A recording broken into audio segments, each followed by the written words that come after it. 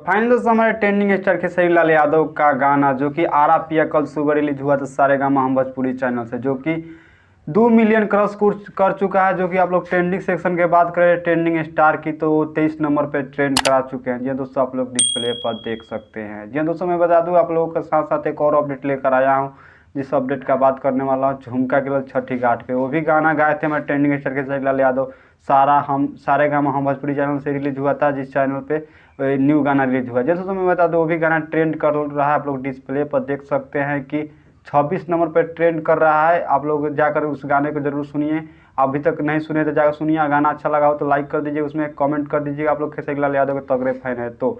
जिन दोस्तों मैं बता दूं अपडेट अच्छा लगा हो तो इस वीडियो को लाइक कर दीजिएगा, और चैनल पर नए हैं तो सब्सक्राइब कर लीजिए, क्योंकि मैं खेसारी लाल यादव से जुड़े अपडेट लेकर आता रहता हूँ। तो मिलते हैं एक नेक्स्ट वीडियो के बाद, तब तक ले बाय बाय।